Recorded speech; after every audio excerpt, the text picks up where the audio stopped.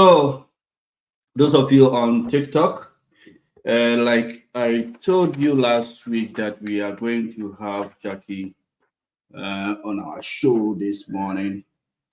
I'm so excited, Madam Jackie. I'm so excited for you to be here because there are so many things we need to hear from you and your services, your company, whatever you guys are doing there. You are doing tremendous. Believe me, when I put it on my platform, someone called me. He said, "Oh, you are going to interview Jackie? Oh, she helped me." And I said, "Oh, that's good. These are some of the things you want to hear." So to set the ball rolling, we are on Facebook, we are on TikTok, and we're also on YouTube right now. For those of you watching us all over the world, I have my guest right here with me. We are going to have him introduce himself, herself, and tell us what exactly uh, the job service is doing for the community. So, Jackie, let's say I don't know you. I'll give you the chance for you to introduce yourself for us to know whom exactly we are going to have this interaction with. Okay. Thank you so much for having me this morning. Um, yes, I have been with Job Service for 37 years. I'm a team lead in the training area, and I have worked at 4 of our different job service offices around the state. And I've been at Fargo for over 20 years now. Wow. Wow. That's a lot of years. When I came to Fargo, because of the code, I had wanted to run away. But I got a job at Walmart, and my job is to go into the frozen section, the freezer. That is when my body get used to the code and said, Yes. "No, I'm not going to run away anymore." Yeah. Now, after introducing yourself, we will let you do the presentation. And if we have any questions, we will ask you. Maybe the listeners will call in to ask questions, or myself, I will ask questions. So give us all the package you have. I know you guys are also doing things for the youth in the community. I mean, the kids in the community, which is tremendous. So we need to know all this. And for those who doesn't know what you guys are doing, will also listen and also hear from the horse's mouth. So the ball is in your court. Tell us what you guys do.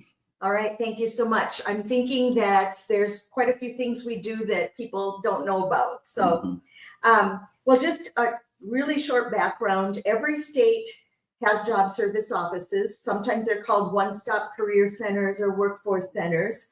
Job service has 9 offices. The funding for job service comes from the U.S. Department of Labor. So that's just a little bit of the background, and I'm going to get right into some of the details.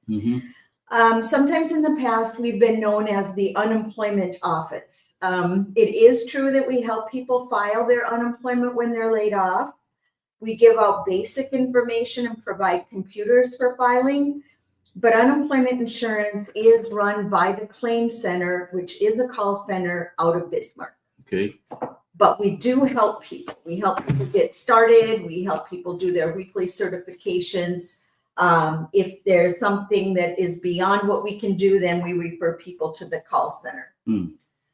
Our sole purpose is helping people go to work and helping employers find their workers. And we have quite a few specific programs for people with certain barriers to employment. And I'll talk about all of those.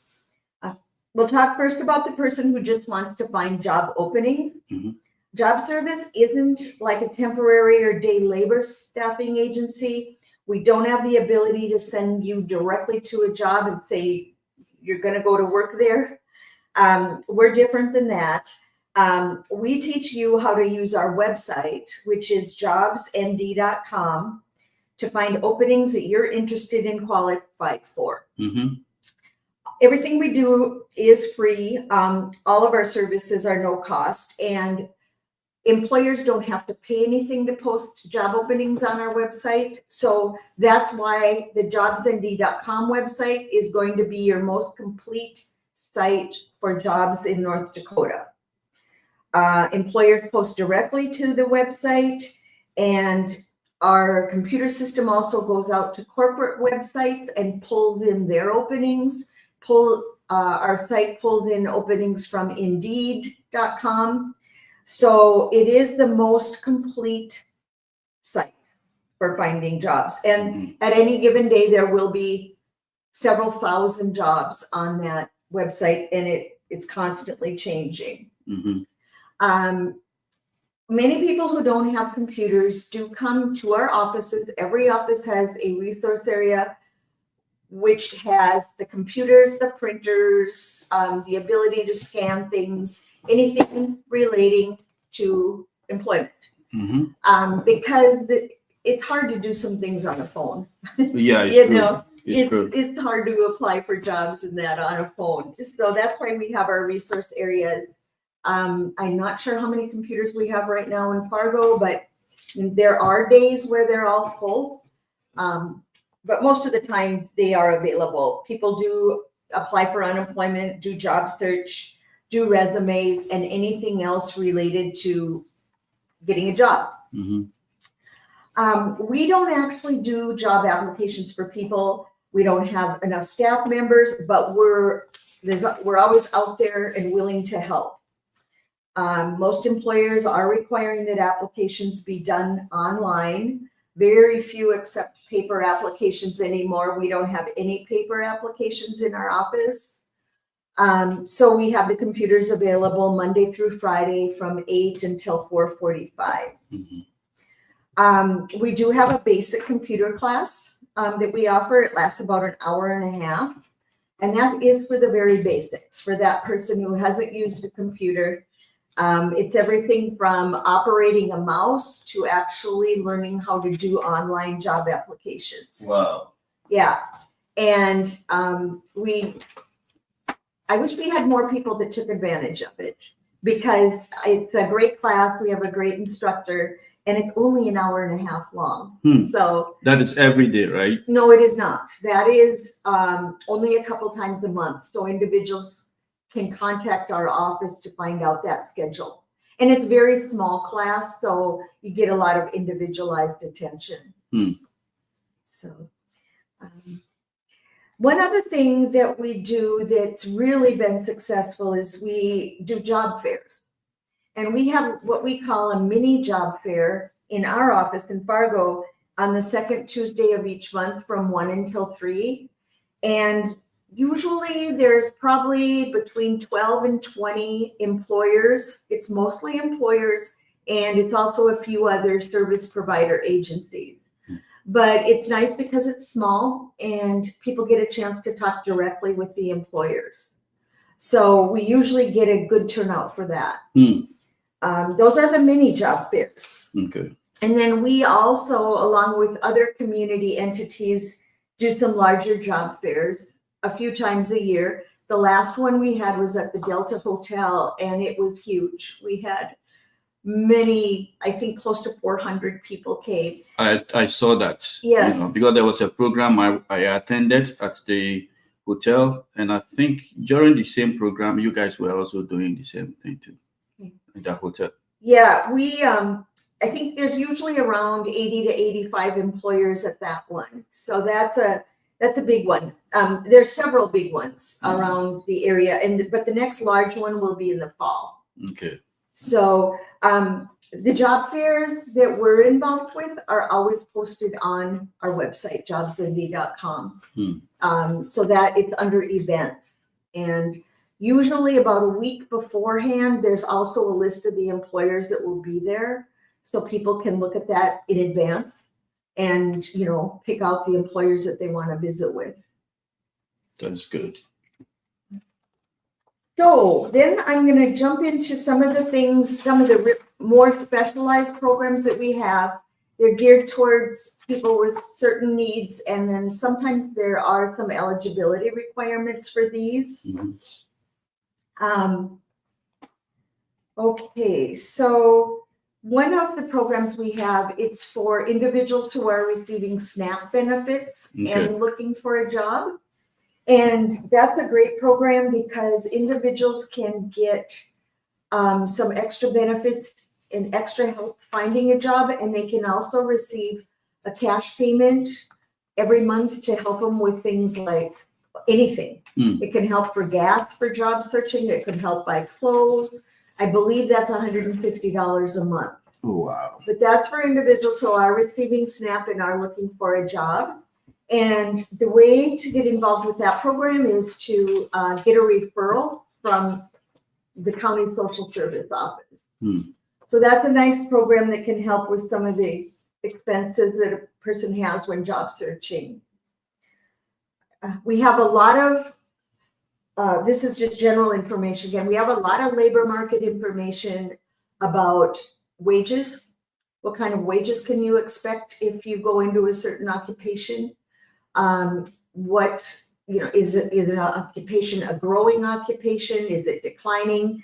We have a lot of information on that, and it's pretty easy to access. We can show people how to access that information if they're getting prepared for an interview. Okay. So then they have to come to the office for all these guardians, right? Well, that all the information about job openings and jobs and wages, that is all available on the website. The website. Okay. Mhm. Okay. Yeah. Another thing we help and people can do in our resource area is do resumes. We have a nice resume software Mhm. that makes them look really nice. They can bring their work history and their skills information in and do a really nice looking resume.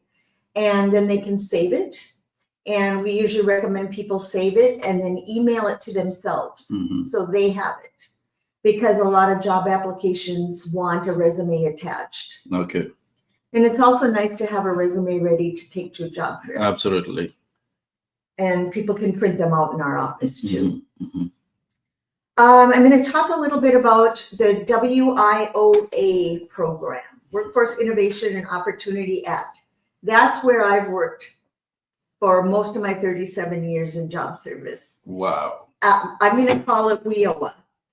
And what it is, it's specialized services for adults, youth, or dislocated workers, meaning someone that's been laid off because their business closed, something like that.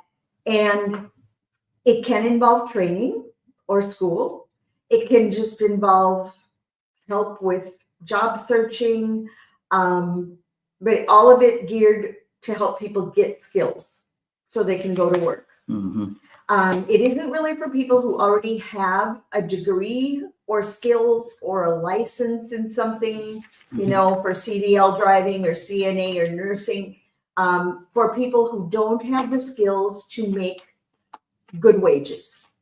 So I'll just give you some samples of we have students that we assist with tuition, books, and fees, financial assistance for tuition, books, and fees. We have a lot of students at M State in Moorhead. We have students at NDSCS in Wapaton. We train a lot of nurses, which is very fulfilling. Every semester we have some nursing students who come to us and say, come and bring us their nursing license and they're going to go to work and have a good job. Mm. So we also have people doing shorter term training, things like CDL, truck driving, welding, some other healthcare occupations, things like mechanics and some of the skilled trades. So what about IT?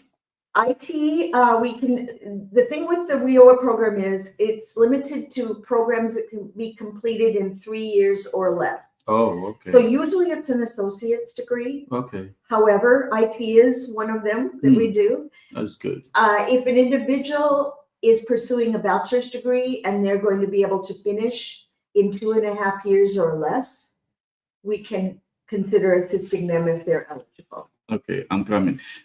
So those of you in Fargo and Moorhead, which we normally call it FM, who are listening to us right now, I'm here with Jaci, Job Service in Fargo. And so there are so many things we need to know in the community, and they are doing tremendous work, and it shouldn't be under profile. It shouldn't be under bed. And that is why we have them on Art Network this morning for us to interact and for them to do presentation to tell us what exactly they have for us in the community. Some of you, you are struggling with certain things because you are not opening. Job Service is there. make sure you reach to them. You go to their website. If there is anything that is bothering you, they have a number there that you can also call. They are so nice. I have been there, I think, how many times, helping someone to fill application, and all of them are very nice people. Their heart is open for all of us in the community. And so make sure you reach there. Aside that, those of you who doesn't know certain things, and so now that you have the opportunity to ask Jaci questions, you can always call, my number, 662-609-3624, to call after the presentation to also bring your questions. I know you have a lot of questions, but then you don't know whom to reach to. Now Jaci is here, so you can call and ask whatever questions that is bothering you. Go ahead. Okay, then I want to talk a little bit about the WIOA youth services. We work with young people, generally who are juniors or seniors in high school, or if they are not attending high school or didn't complete high school, and they are maybe having some problems finding their first job, finding a good job. Maybe they do want to go to school and they're not sure what they want to do. WIOA provides services for youth in that situation. Okay, sorry, let me ask this question. What about if the person is here? Let's take it, for instance, from Africa, and the person doesn't have high school. What are the steps? Because from the person that called me this morning was telling me you need to have a high school degree or something before your free program. That person can also chip in, or you can help the person. What if the person don't have? I know the question, but I want those. Yeah, sure. Yeah. So, well, it depends on what they want to do. Okay. If it requires a high school education or GED, then they would need to work with the Adult Learning Center. Okay. On those free services. Okay. A lot of training programs do require that. There are some that don't. And how long does it take for someone to finish their GED? Boy, it's different for every person. Every person. It depends on his or her academically, performance. Right. And what they do, I think, when a person goes to the Adult Learning Center, and we work with them all the time. Okay. They evaluate to see what do they need to work on. Do they need to work on their verbal communication, writing, reading, math? If they are going to be working on getting a GED, then they can do some evaluating and again, find out what areas they need to work on. Okay. So, yeah, because they have to have a starting point. Okay. So listeners and viewers, what she's saying is that if you are from Africa and you don't have high school, they have programs like GED and other courses that you have to take before anything else. If they have to help you to pursue your education, or you want to learn some trade or whatever, you need to make sure you have your GED or you have high school from Africa, and they won't evaluate it when you qualify before It's really important. Especially when we see young people, no matter where they're from. If they didn't finish high school, we really push them to work on that GED because they might be able to find a job or complete some training now, but eventually they're going to want to do something else or move up, and not having that GED or diploma is going to hold them back. Okay. Okay. Again, generally work with youth who are, for the most part, like seniors in high school and making their plans. And again, it's best to just call and we ask a few questions. What's the situation? What's the person doing? And then we can kind of figure out what's the best route. Okay. Okay, a couple other programs I want to talk about. We have something called the Jobs Program, and that helps individuals who are receiving TANF because there are dependent children in the home. So if they're receiving temporary assistance for needy families, they can get specialized services through our Jobs Program folks. And that is also a program where they would be referred from social services where they apply for TANF. That's nice. We have a program called Pride, Parental Responsibility Initiative for the Development of Employment. So yeah, terribly long name. But what the Pride program does, if individuals are responsible to pay child support and they're behind and they're in danger of getting in trouble with the law, they can be referred for help from our Pride program case managers. Help in finding a job, help in maybe if they get offered a job and they need something, they're required to have certain uniforms or tools or clothing. But that again is something for individuals who haven't been able to meet their child support obligations and they're in legal trouble or could be in legal trouble. Oh, so let's assume I have a child support, my wife had putting me on my child support and maybe I don't have a job to do. Is that what you mean? You Yes. guys have program that, helps to you help look, them. helps you look for a job, helps you get things you need. If you get a job, it can help you with do you need a bus pass to get to a job? Do you need certain clothing? Yeah, it's just more intensive help. Wow. Yeah. You see, this is my first time hearing whatever you are saying. And some people run away from this all the time. They will change their state, but yes, so the system will find them. So don't run away. Make sure you get close to job service and, they will be able to help you to make sure you do the right thing. Thank you very much. And continue your... Okay. We have a newer program called the New American Employment Program. And that program is really specialized services. There are some eligibility requirements. It's mainly for individuals who have been here for 5 years or less. And that again is more intensive services for help with job hunting, doing applications, finding places to apply for jobs. And that again, there are some eligibility requirements. So for that, it's really best to contact our office. And that is, we partner with an agency called Global Refuge for that program. And we have 3 individuals who work with that program. Global Refuge, right? Yes. Okay. Or they can just come to us too, but we work together. Okay. Yeah. Okay. That's a little bit of a newer program. Another program we've only had for probably a couple years, it's called the JP3 program. And what that is, it's for individuals, it's called Job Placement Pilot Program. It's for individuals who are incarcerated, but going to be getting out and looking for work. And people are referred from the Department of Corrections, and they go through some classes there, and then they can get individual services from job service when they get out. And again, that can be help with finding a job, help with getting a bus pass. If they're living at a halfway house, it could be help with getting a phone and phone minutes or clothing for a job. So again, that is for individuals who are incarcerated in North Dakota. Wow.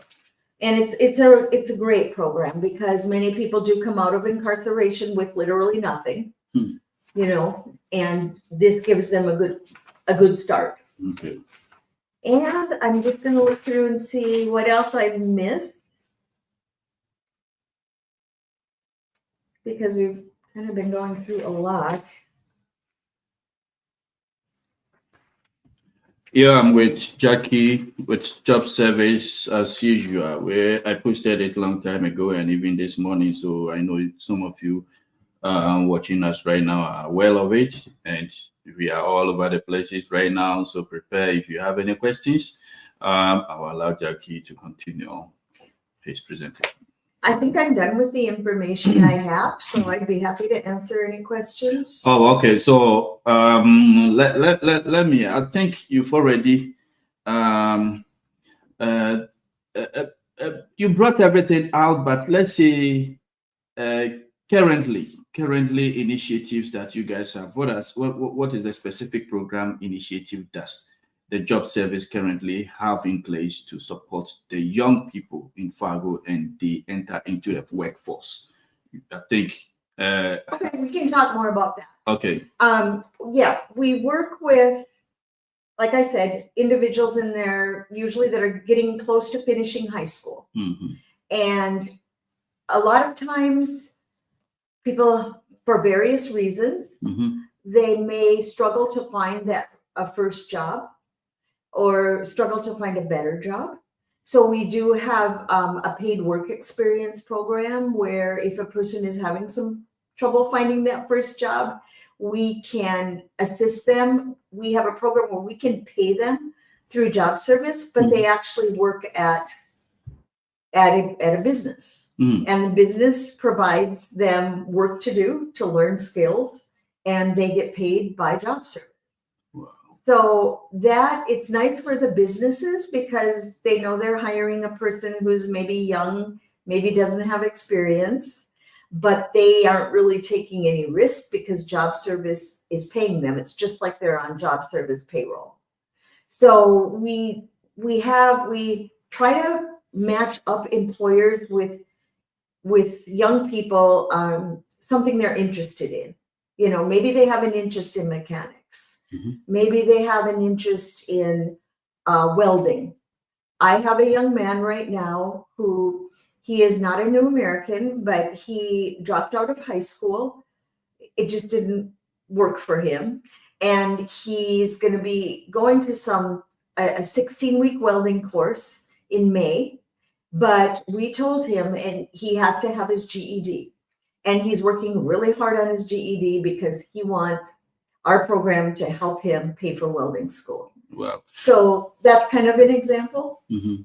Wow. And future plans. Looking ahead, what are the job service key priorities and plans for expanding or improving service for young people in Fargo? Are there any new initiatives and partnership in development that you are particularly excited about? Well, we're always finding new partners and new organizations that work with young people, but we need help. We need help in having people refer the young people to us. No. They don't necessarily come through our doors. So we need other organizations to refer young people to us into our program. So we try to go out to community events and spread the word about especially our youth programs. I'm not sure that we have anything new happening. We're just always trying to expand that knowledge. Oh, we do have one thing. We just started it last summer. Mhm. We had a workshop at Job Service just for youth, especially older teenagers. And mainly, it was mostly high school students geared for new Americans, but could have other individuals in it too. And it was just about, we tried to make it fun, and it was about getting your first job. We had a session about cybersecurity. We had a session about being healthy. We have a great speaker that came in and talked about mental and physical health. Wow. And he's a great speaker, and people really like him of all ages. And then we had some games, we had snacks. We tried to make it fun, but yet have young people be learning about what career opportunities there are, learning some skills to get their first job. We did practice interviewing. We had door prizes. And we are going to be doing that. I believe it's in July this year. And anybody is welcome, but they do have to register. And we don't have that information out yet, but we will. It will be on our website. But if individuals know a young person who might be interested in that, they could contact our office because we'll start a list of people who are interested so we can send out the registration form like probably in June. Wow, June. So to start, what ages do you start from? I mean, like. Well, generally we work with people for that workshop. I'm going to say 15 or 16 and up. For our paid work experience program that I talked about before, for maybe helping people get that first job. Usually that's juniors and seniors. Okay, so those of you listening to us right now, and she said starting from 15, if you have a child like that, she can do what she can pass by to do the registration, and then he or she will be also be part of whatever that is going on. You've heard it from the horse's mouth. We have so many programs in the community that you need to join. You don't have to be behind, you have to be inclusive. Now, my last but not the least, measures success. How does the job service measures the success of its programs for young people, and what metrics are used to track progress in areas such as job placement, career advancement, and long-term economical stability? We don't have a lot of measures of that. The measures that because we receive federal funding, we have performance measures that we have to meet for those. And what that usually involves is, if a person was in training, did they complete their training? If they were in training, did they find a job within 12 months that was related to their training? Or let's see, what we follow up with people after they're involved with the WIOA program for 12 months. Longer than that, we really don't have measures. Oh, okay. Sometimes we see people, we run into them and we start visiting and we find out what they're doing. And, but yeah, the statistics and the data we keep is basically what the Department of Labor says we have to keep. Oh, okay. I have a text message right now. Someone is asking, just asked about AI job that is taken from us. What are they going to do about it? I find out, was it 2-3 months ago, someone told me where he's working, the lead about 200 or 300 people of. So where do we stand when things like this is happening as a job service? What assurance are you giving to us? Okay, so are we talking about services if there's been a big layoff? Yes. Okay. Well, there has been a couple of bigger layoffs happen recently in Fargo area. Okay. When we find out about a layoff, we contact that business and we offer to get information to their employees. We want to get information about our services. We want to get them information about how to file for unemployment. We want to make sure they get connected with us. They file their unemployment right away, because that's really important. A person should file unemployment immediately upon being laid off, because if they wait 3 weeks because they think they'll find another job and they don't, unemployment is not backdated. So that's something that's really important. So we go on site and we ask if we can come on site often. Sometimes employers let us, sometimes they don't. But we make up information packets for people to apply for unemployment, and they know about our other services. And sometimes if there's a big layoff, bigger layoff, which there just was, we'll set up what's called a reverse job fair. And what it is we contact employers and say, this group of people is being laid off from this business. Would you like to talk with those employees? Are you interested in them? And if they want to, then we'll have a job fair just for those people. Sometimes, depending on the jobs they had, they might be eligible for a different type of training. If it's determined that, they're going to have a hard time finding a job because, there aren't a lot of openings right now with the economic situation. It's really hard to know what's going to happen. Things change daily. And,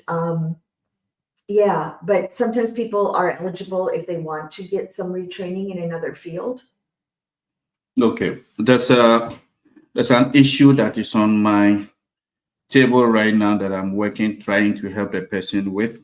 I'm not going to mention the company name, but let's take it for instance. If someone is working actively and maybe something happened, like, sickness or something, the person did surgery. So the doctor said, he or she is not able to lift certain, weight, and so they have to find a place for the person, and yet still they don't want to. Should I say they don't want to? Because according to the story I have about this person, there are so many areas that she knew she can work pertaining to her situation. But if the company is not ready to do that assessment, what just job service will do about it? Is there any interaction that you have to chip in to help such a person, or Well, if a person is injured on the job, then there's workforce safety and insurance gets involved, okay, and for medical coverage, and they may the employer may need to try to find a different position they can do temporarily, but that's kind of, if that's in a situation where if somebody is injured, at and work? that's WSI, and I know that there's some situations where companies need to look and see if there's another job a person can do there that works for them with their limitations. Job service doesn't get involved in that. Okay. If a person comes to us and says, I was doing this job and I got sick and I found out I have, a disease that I'm always going to have. And so I can't work in this environment, or I can't lift, that in that situation, we are going to refer a person first to vocational rehabilitation. They're a partner agency of ours. They do a lot of the same things with helping people find jobs, but they have knowledge and expertise in disabilities. So if a person is going to have a long-term limit on what they can lift, or if a person has any type of disability, an intellectual disability, they have that expertise. Vocational rehabilitation, their services are also free.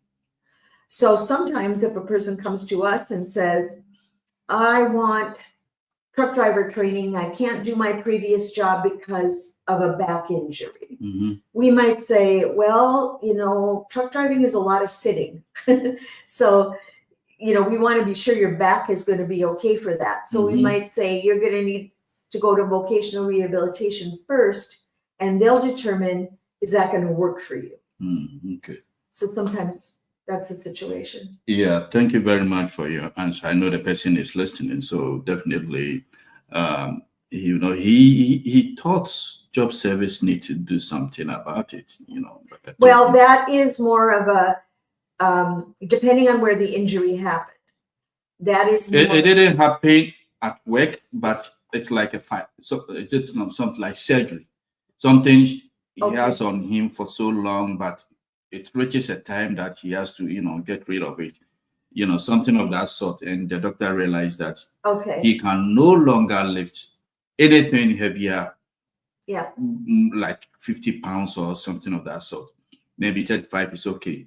And right. So in that case, there's not a lot to do except look for help getting a different job using agencies like vocational rehabilitation and job service. Oh, okay. Okay. Yeah.